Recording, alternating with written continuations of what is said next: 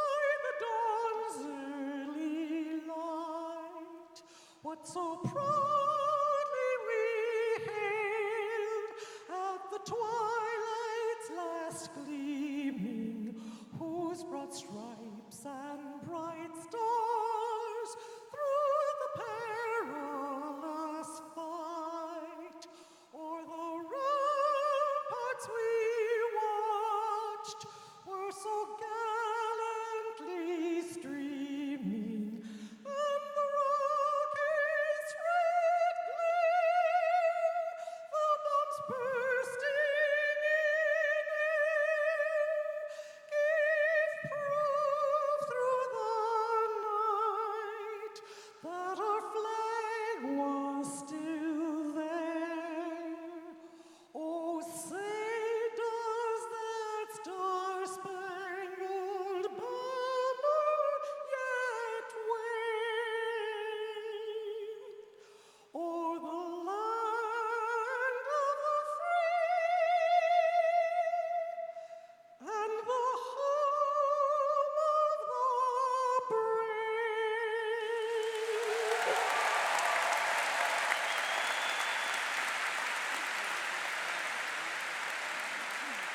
Please be seated.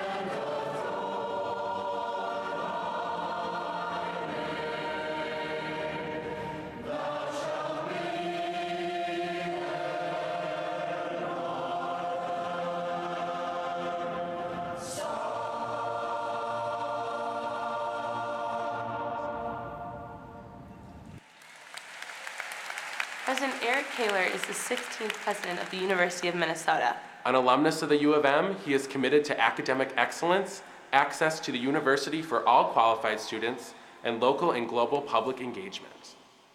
And now it's time to welcome our president, President Eric Kaler.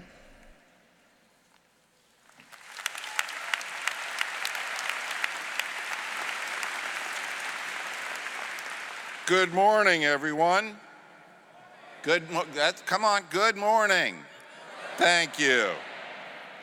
Audience participation is very important in college. On behalf of the Board of Regents, our nearly 4,000 faculty members and more than 20,000 staff, the other 40,000 students on campus, and the almost 500,000 living Twin Cities campus alumni around the world, welcome to the University of Minnesota. We are so very happy that you are here, the class of 2022.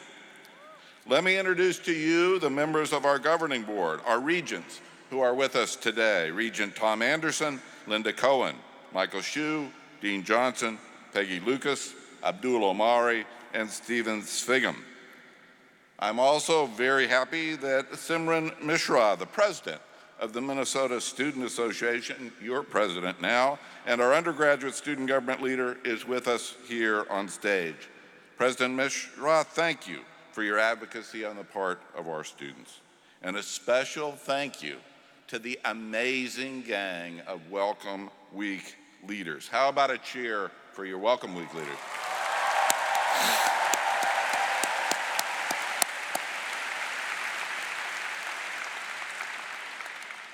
Now, by now, your mind may be wandering. You may be thinking about how hard your first class on Tuesday is going to be, Or what's for dinner tonight? Or will I really get along with this kind of weird roommate that I have? Or how badly are the Gophers going to beat New Mexico State tonight?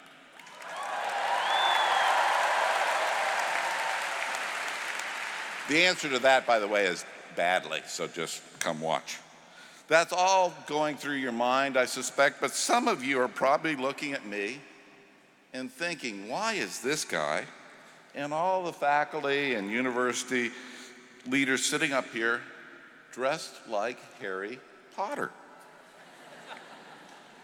Well, these robes, caps, and hoods we're all wearing here represent many things, many disciplines, and many institutions. And more importantly, they symbolize the value we place on this convocation and on your entrance into this powerful realm we call academia. We're dressed like this to emphasize and honor the history of this university and all of higher education. Today, you are not just starting college.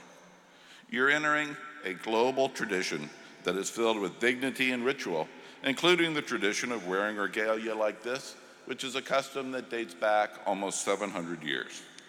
The robe can represent the university a person is now working for. So for instance, a Minnesota professor can have a maroon gown like this one, or they can also be black, and many of them are. The 3 velvet bars on my arm say that I've earned a PhD. And then there's this hood, this thing around my neck and my back, and that represents the institution from which I received my PhD. And indeed, those are the colors of the University of Minnesota, because I am a proud alumnus. Others on this stage are wearing the colors of their universities. And the tassel on my cap, or what we call a tam, is gold because it's a PhD cap, as are many of our faculty and university leaders on stage today. So regalia like this is worn on significant academic occasions such as this one.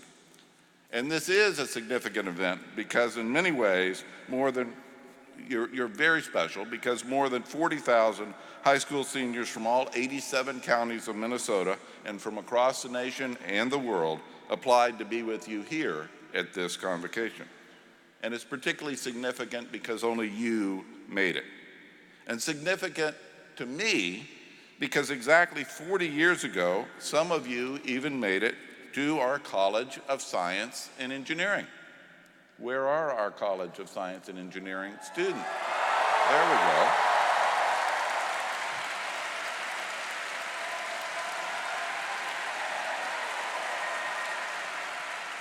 Some of you are from CBS.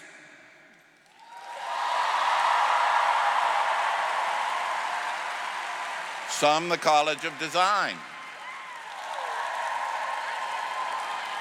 From CEHD. That's a loud college. To CLA.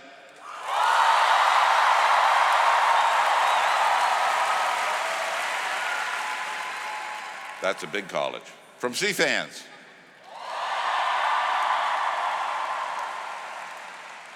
And from the Carlson School.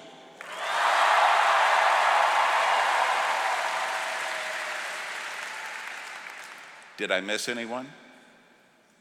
I did one year miss a college, I must admit. I don't think I did that again.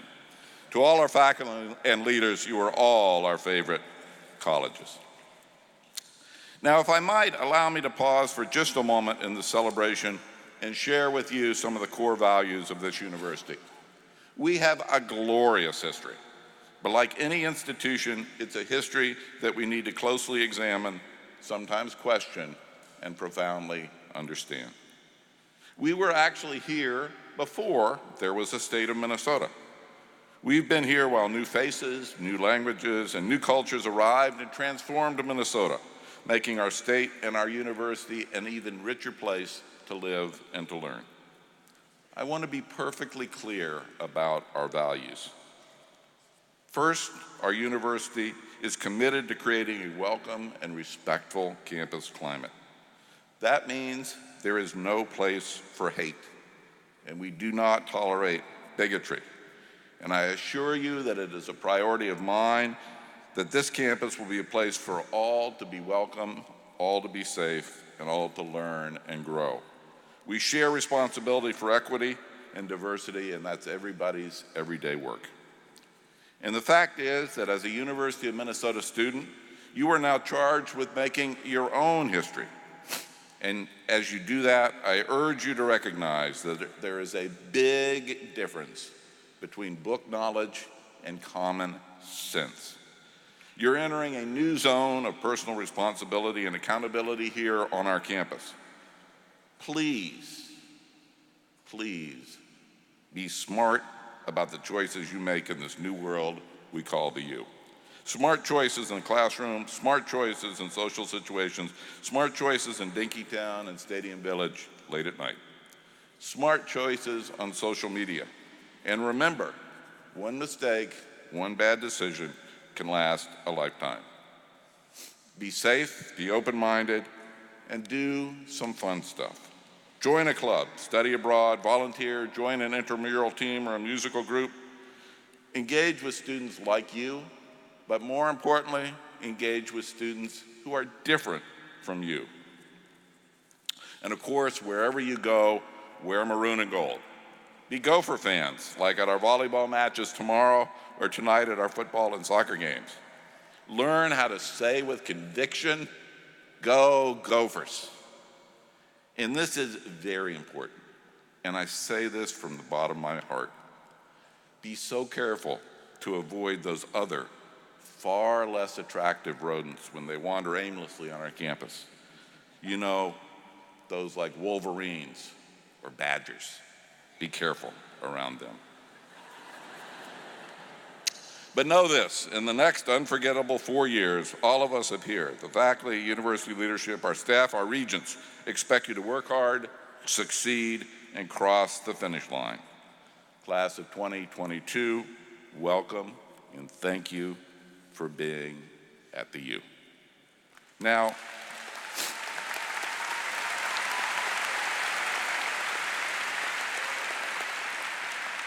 let me direct you to the white envelopes you were handed as you walked into Mariucci Arena. Pick those up. I have a very complicated set of directions. Open the envelope.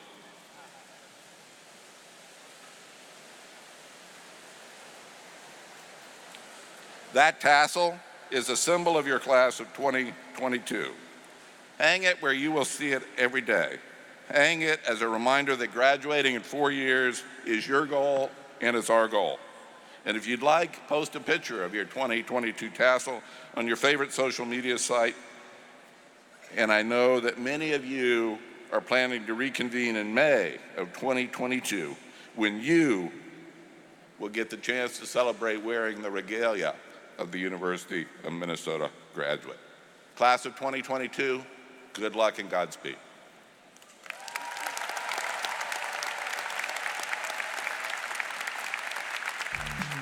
Tell us about your transition to the U. The 3 words that describe my first semester at the U are confusing, challenging, and enlightening. Exciting, overwhelming, and confusing. Adventurous, social. Can I say Scola is one of my words? Growing, challenging, and exciting. Arrive, survive, and thrive. Resilience, independence, and exciting. Apprehension, involvement, and eye-opening. Be brave, say hi, sit next to strangers in lecture, and strike up a conversation. The most important advice I received in college was to be comfortable with being uncomfortable. As an international student, I was really nervous about the winters. Don't be scared about that. You'll figure it out and find the clothes you need to keep yourself warm. It's okay to ask for help, whether from professors or students. People are willing to help. If something's not clicking, chances are other people are just as confused as you are. They should know that it's okay to fail. And at first, it might seem like failure is part of your daily routine, but trust yourself and the process. Everything is a learning experience. Something I wish I knew my first year would be some of the modes of transportation around campus, such as the Gopher chauffeur and the U-Pass. Oh man, I wish I knew a little bit more about time management. You're gonna have plenty of time to do your work, but you wanna make sure you're using it. Doing things the night before works for some people, but papers and lab reports feel much more manageable if you spread them out even just a little bit. Take the time to explore the beautiful Twin Cities. As an out-of-state student, I'd never visited the cities before. I was amazed by how beautiful it was. It's okay to talk about the struggles I faced with transitioning to college, academically, mentally, and socially. It's okay to not follow the crowd. You have to follow what you're passionate about and do what you love. You sometimes find your voice and your calling through the darkest of times. The unknown has its own beauty. Trust it. Quinessa Stibbins graduated in 2018 with a Bachelor of Science degree in Apparel Design and a minor in Social Justice. During her time at the U, Quinessa received the College of Design's Committee's Choice Award for her commitment to leadership and diversity. Her love of working with students pushed Quinessa to seek out different teaching and leadership opportunities. She worked as a teacher's assistant at Southside Family Charter School, an elementary school with social justice-themed curriculum in South Minneapolis, and participated in a summer program that seeks to diversify the industry by teaching undeserved students how to design. Quinessa also served as an orientation leader and a Welcome Week leader. Her passions include racial equity, mental health, and celebrity gossip in no particular order. Quinessa specializes in performance costumes and currently works as a product development assistant at Kelly Company, a dancewear company in New Hope, Minnesota. Please welcome Quinessa Stibbins.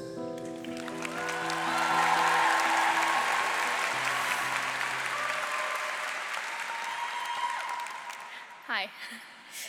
So this is the part where I, an alumna with my 3 months of post-grad knowledge, stand in front of you, pretending I have my life together to tell you all the things that you need to know as first-year students.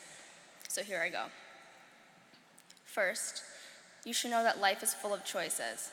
You don't have to limit yourself to just ice cream cones in the dining hall, okay? Add root beer, bam, root beer float. Take the cookies, ice cream sandwich. You're only limited by your imagination, and the possibilities are endless. Second, at some point you will run to catch a campus connector, and at some point they will leave you. A devastating blow, but we've all been there, so consider it a rite of passage. Really though, I was racking my brain thinking about what I could possibly say that would have the best chance at positively impacting your college career, and that's a lot of pressure. I can't tell you how to experience college. I can only tell you my story. And while that bio makes me sound super prestigious and cool, and it should because I wrote it, it doesn't accurately depict how difficult my journey was. In school, I struggled a lot with my mental and physical health. I was pushing myself past my limits because, full disclosure, I was here on scholarship, and doing well was imperative. My goal was getting to wear the tassel that I got at my convocation. And like Drake, I was here for a good time, not a long time, but I wasn't having a good time. The self-imposed pressure of being a good student took a huge toll on my body and mind, and balancing all of that just became too much for me. So after my first semester, I gave serious consideration to dropping out. But the thought was really disheartening because I joined a student group and I made lots of friends, and I staked my claim on a really good study spot that I was quite frankly not willing to give up. But it was hard and I was hurting. And people kept telling me that I could make it work. I just had to utilize my resources and practice self-care. You're gonna hear that phrase a lot, practice self-care. It's one of those buzzwords that you hear so much that it starts to lose meaning, mostly because you didn't really know what it meant in the first place. Then you quickly start to replace it with your own morphed definition. So my version of self-care as a first-year student was do-it-yourself face masks and using my scholarship refund check to buy tickets to the One Direction concert because I had a rough year and I deserved it. I remembered people shouting all of these resources at me, but you don't really know them until you need them, and I needed them. So my modified version of self-care included going to the Disability Resource Center. There I met with a consultant and we talked through accommodations I needed so that I didn't have to sit in class and suffer. Self-care was adding a course through the Center for Spirituality and Healing to help manage my stress. I learned that my well-being comes first and that my limitations don't mean that I can't do things. It just means that I have to do them differently. These actions were relevant to my situation, and it's not going to be the same for everyone, but they helped me to shape a more genuine understanding of self-care. Self-care is a set of habits put in place by you to prioritize your mental, emotional, and physical health. Not just in the good times, not just when it's convenient, but all the time. And getting to graduation is a huge accomplishment, but how you get there, who you are when you get there, and what you're left with in the end is what matters. There's a difference between working and overworking. Not eating because you can't afford to take a break from studying doesn't make you a good student. It just makes you hungry. You can do well and be engaged without destroying yourself in the process. Knowing and taking care of yourself can only help you to succeed. So don't burn yourself out focusing only on getting to wear those shiny new tassels. When I started putting my well-being first, that's when I started designing the work that I was most proud of. College isn't something that you should just get through. It is an incredible privilege to be here, in higher education in general, and specifically at this university. So uplift yourself so you can use that privilege to uplift others. Now, I know you're tired of me talking about my college experience, so I'm going to wrap it up. But I'd like to leave you with a few pieces of advice. Ask for help when you need it. Don't spend your scholarship refund check on concert tickets. And as my favorite campus connector driver once said, if you can't be good, be safe. Thanks.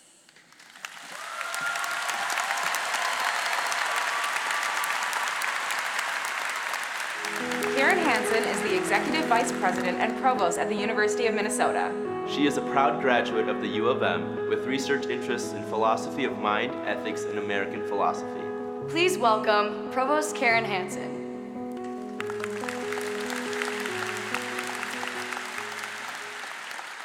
Good morning. I am delighted to be here with all of you this morning to mark the beginning of what promises to be one of the most transformative times of your lives. I realize some of you may be asking yourselves, what is a provost? The title is a bit of Anglo-American university jargon.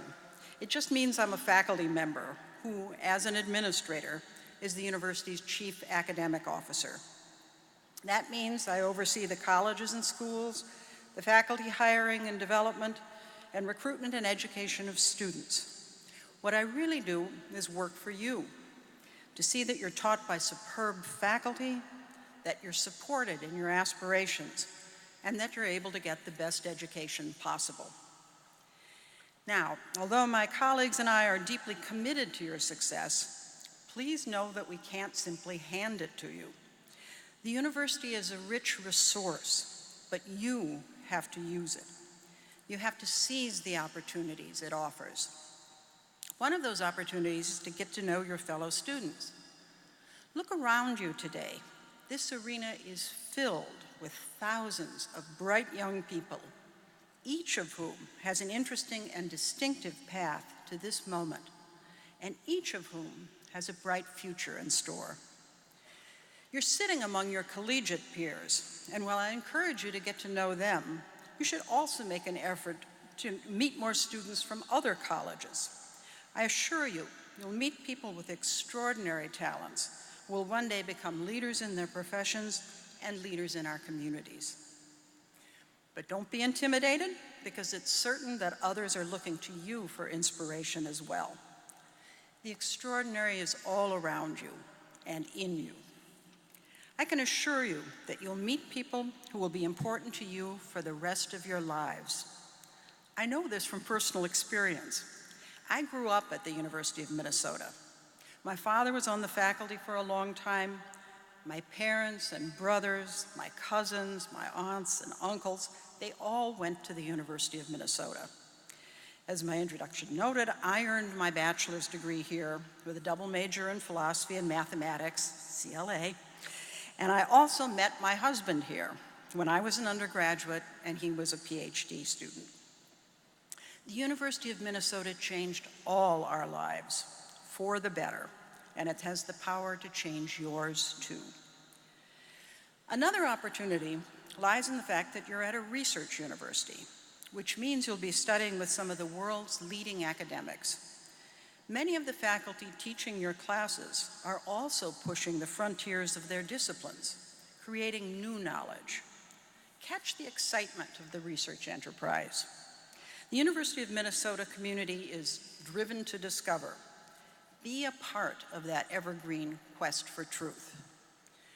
Remember, too, that as you seek new knowledge, as you seek truth, you may well find yourself outside of your comfort zone, both in and out of the classroom. Don't be afraid of this. Don't be afraid to question common expectations and assumptions, your own and those of others. You'll find yourself having challenging conversations.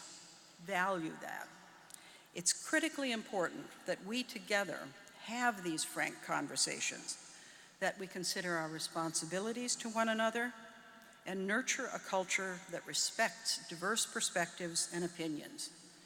Universities are dedicated to exactly this sort of humane challenge, and we ask that you participate in the collective effort to open our eyes and our ears and our hearts.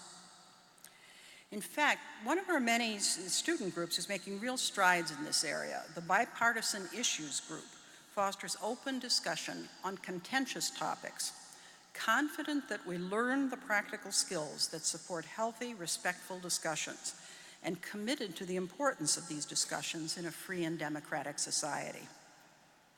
But remember that the opportunity to learn from forthright discussion is in front of you every single day. You also have special opportunities at this public university with our many and varied obligations to the citizens of our state.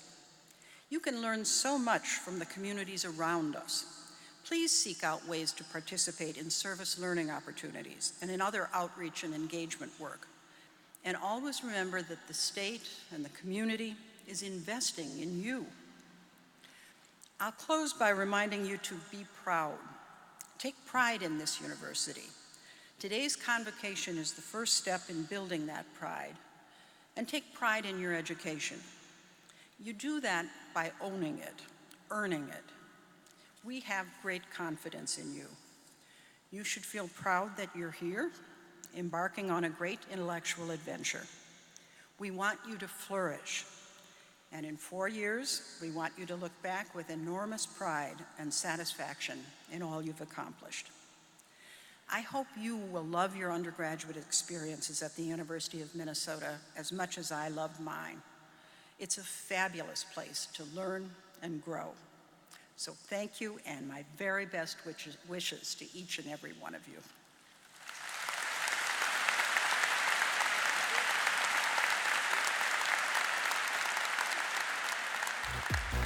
What about student success? My first mistake at the U was trying to get involved in too many student organizations that just didn't really fit me.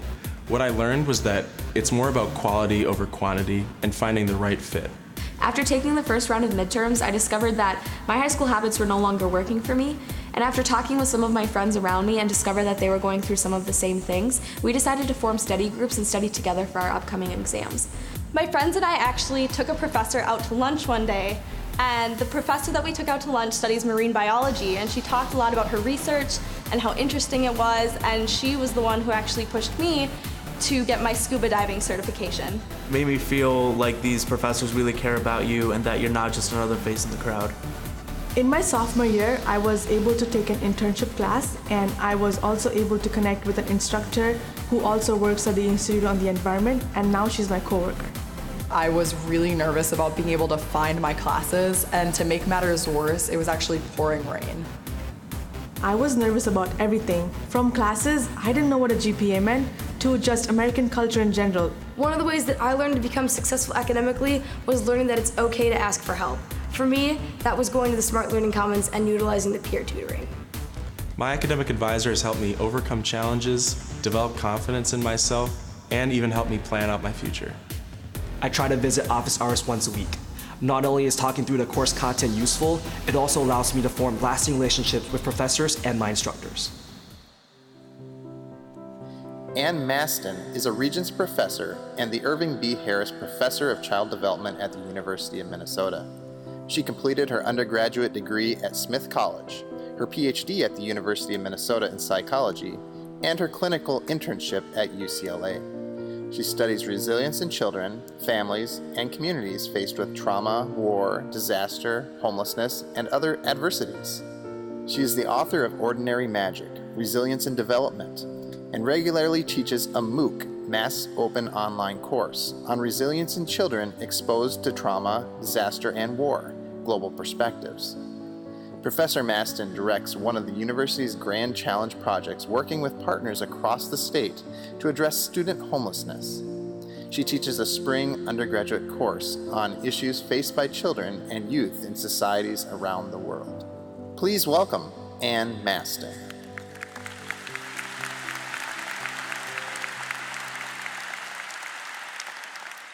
Hello, everyone out there, and welcome. As you just heard, I study resilience and human development. The U is famous for research on resilience, and I came here originally as a graduate student to study with one of the pioneers in this field. I'm not one of those people who figured out what they wanted to do in kindergarten. When I started college, I would have been flabbergasted to know that I would end up on this podium as a professor talking at this convocation. I had no idea what I wanted to do. I could tell you a good story looking backward about the seamless progression in my life, but the reality is more about unexpected challenges and opportunities, mentors who inspired me to rise above my own expectations, family and friends who stuck by me through the painful and embarrassing moments, and teachers who took me seriously enough to critique my terrible writing when I started college. Today I want to share a few of the lessons I learned about resilience along the way and the opportunities you have here to expand your own resilience for life. Resilience refers to the capacity for adapting to adversities and challenges. This idea can be applied to any complex system, a person, a family, a community, a society, an economy. We're all hoping the planet has the resilience to adapt to climate change. Resilience is not something you're born with or a singular trait like grit. It grows and changes over time. I've studied resilience in young people who have survived genocide, hurricanes, homelessness, family or community violence, and many other kinds of trauma. There's great diversity in their resources and cultures, but remarkable consistency in the protective influences you discover that help them endure, recover, and thrive. For example, they had people they could count on, hope about the future, a sense of purpose, self-discipline, and opportunities to do something useful. Resilience depends on many social interactions with other people, parents, friends, family, teachers, mentors, and colleagues all through life.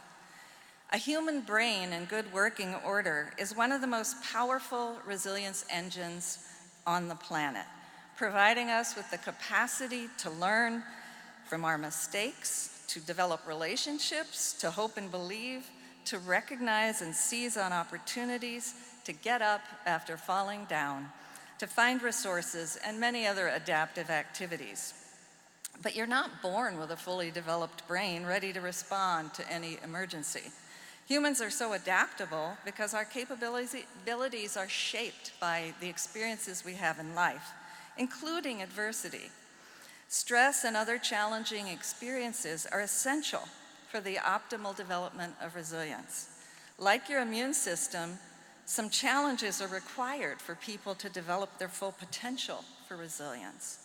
But too much stress can be overwhelming. It's important to balance challenges with resources and protections and to get prepared for unexpected shocks. Resilience science suggests that the college years are a window of opportunity for enhancing resilience and changing life in a more positive or desirable direction. For many of you in the class of 2022, these are transition years into adulthood. For others coming a bit later in life, these are direction-changing years. In any case, there are enormous opportunities here to learn new skills, discover new interests, and meet new friends and mentors. It's a big place, so just finding your way around is educational. It's crucial to find smaller arenas of comfort and for socializing and learning. The array of choices here is truly astonishing. Dance clubs, sport teams, cultural and political groups, arts and theater, research and professional organizations. Scope out all the activities during Paint the Bridge later on in September. Take the time to nurture relationships. Relationships are the primary source of resilience for human beings. We are a social species. Many students form lifetime friendships during college. Get to know a few professors well. Ask questions, go to office hours, volunteer for a research project, apply for a UROP. That's an undergraduate research opportunity. They actually pay you for that. Request an informational interview, ask for advice, attend university events along with faculty. And by the way, when you email faculty at the beginning, start things off with "Dear Professor," rather than "Hey, Ann." Take classes outside your comfort zone that are novel or intriguing to you. There are many new courses on this campus designed to encourage interdisciplinary collaboration and work on grand challenges, such as ending world hunger or closing the achievement gap. Watch your stress level. Manageable challenges are great for enhancing resilience, but too much stress is counterproductive. Make time for friends, get enough sleep, exercise, eat real food, and relax some of the time. If stress is getting away from you, get help. There are many resources on this campus for all kinds of assistance. This university offers a wealth of opportunities for shaping your resilience as well as your career. And the future is going to need all the capacity you develop to weather the coming storms. We live in turbulent times of accelerating disasters, wars, and political upheaval. There are more refugees now around the world than ever before, and the climate refugees have barely begun to flee for safety. The resilience of our societies and the planet is going to require your know-how, your voices, your actions, and your leadership. The future depends on your resilience. But remember that developing your resilience can be fun, so go for it. Thank you.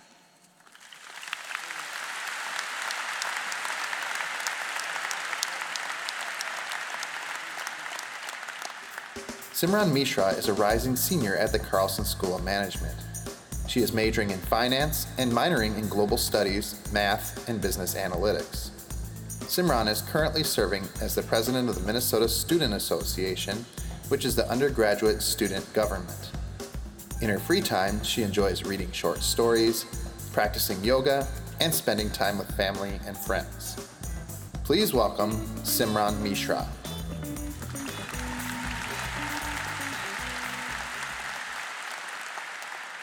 Welcome, class of 2022. Not too long ago, I was sitting right where you are, a little nervous, a little overwhelmed, but really excited. Little did I know that this campus here would become my home, and all the friends I would make would become my family. I am beyond thrilled and a little jealous that you get to all embark on your journeys at the U, and I hope that you make the most of your time here by getting involved in the wide breadth of opportunities that are available. For me, making the most of my time meant working to better our university and giving back to the student body.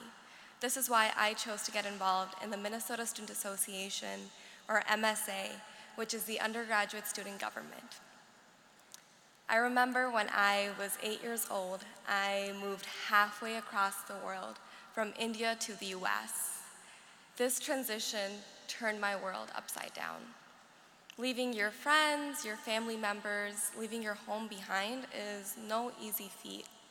And I know this is relatable to many of you because it's what you're doing right now. At the time, it was my peers, my friends, who helped me find a voice in my community. They helped me find a place in our community. And since then, I've always strived to pay it forward. And my involvement in MSA, the the Minnesota Student Association has allowed me to do just that. MSA works tirelessly to represent the student voice and enact meaningful change on campus. But it's not just student government. Student leadership at the U as a whole is immensely impactful, but it comes in many, many different forms.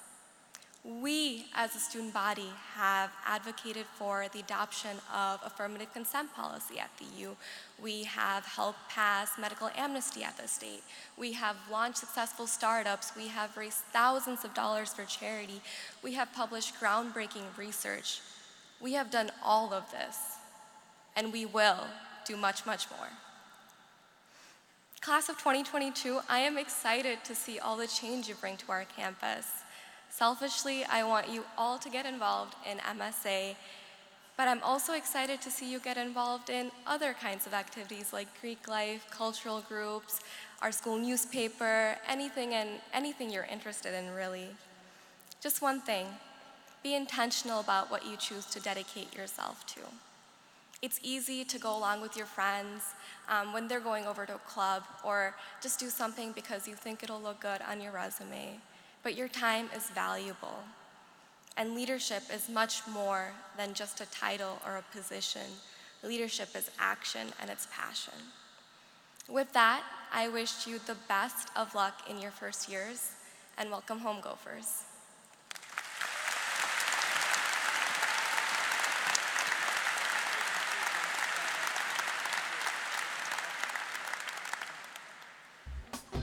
Finding your place at the U.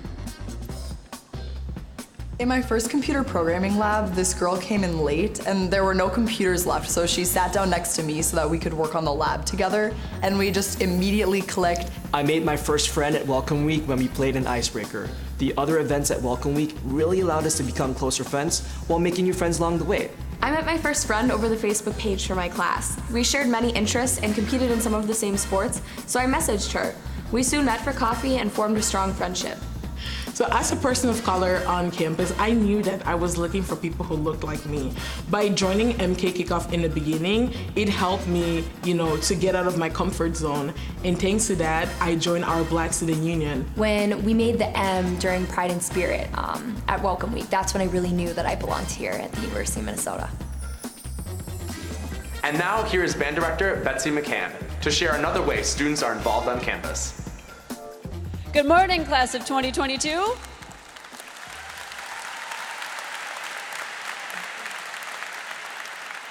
I am here this morning to introduce you all to 325 of my very favorite people.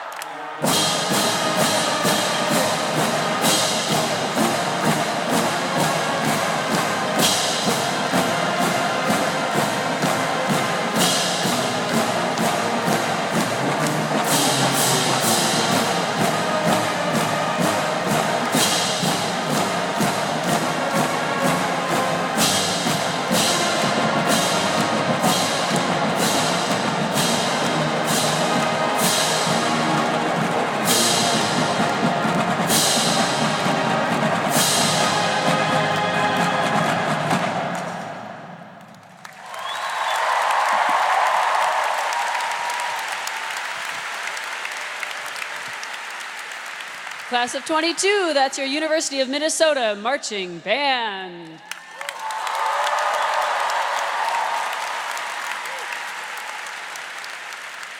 Good morning, band. Band, you may stand at ease. Good morning. I'm Betsy McCann, and I'm the director of the University of Minnesota Marching Band. Our students have been on campus for between 1 and 2 weeks, and they have put in over 140 hours getting ready to perform for you last night, this morning, and of course tonight at the game. Many of these band members are in the class of 22. Will those band members raise your instruments to introduce yourselves to your classmates?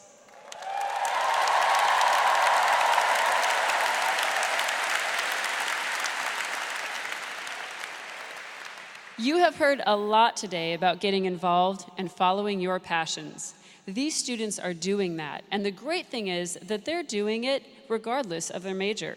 You do not have to just do activities within your major either. For example, you don't have to be a music major to be in the marching band or many of our music ensembles on campus. To prove the point, can all of the marching band members who are not music majors raise their instruments?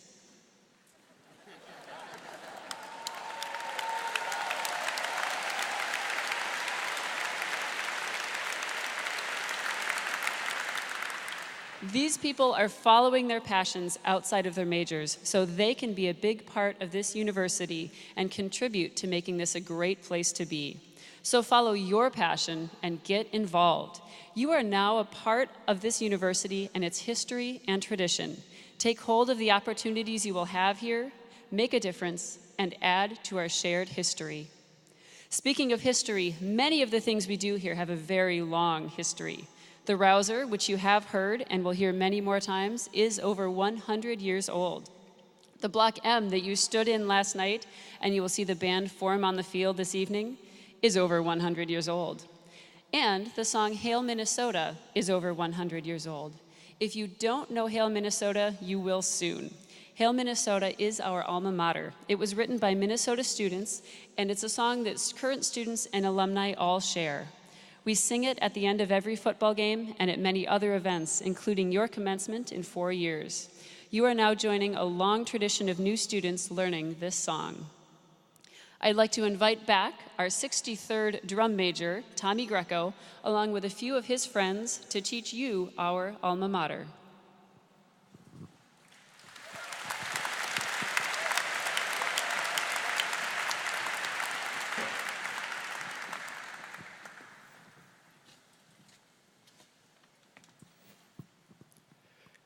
Minnesota, hail to thee, our college dear. Minnesota,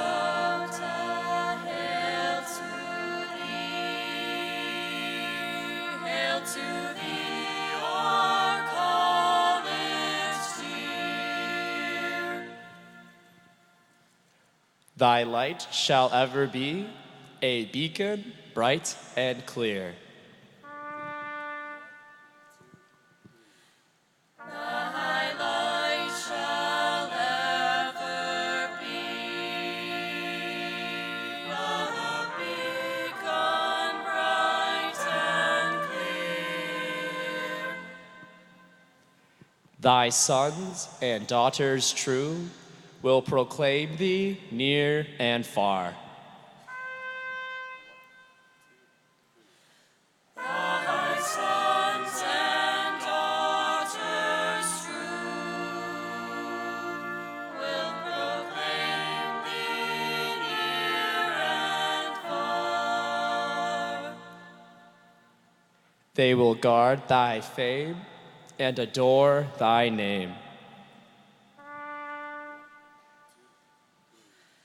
They will guard thy fame and adore thy name. Thou shalt be their northern star.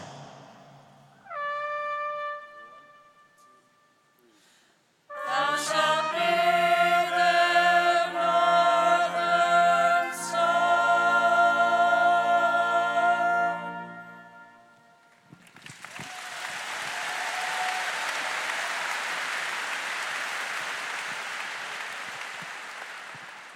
Thank you.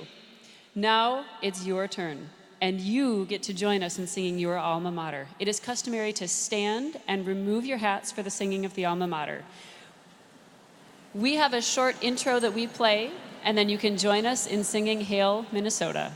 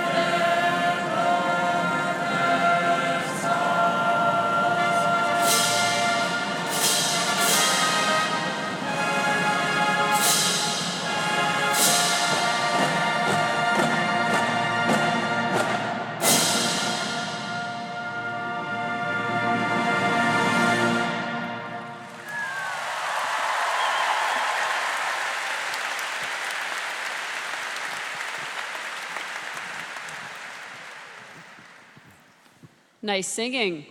And welcome to the University of Minnesota. You have learned another of your new school songs last night at Pride and Spirit, so let's hear you sing along to your Minnesota Rouser.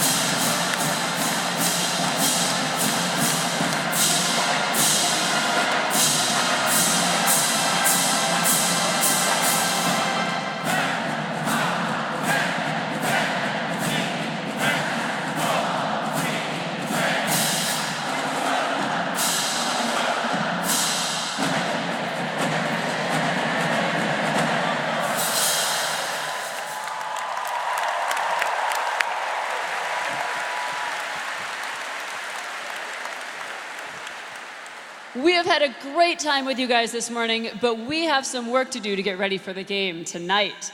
Band, we need to go rehearse. Class of 22, please remain seated, and Stephen Wallace will come up to the microphone and excuse you after we leave. Band, well, let's get back to work.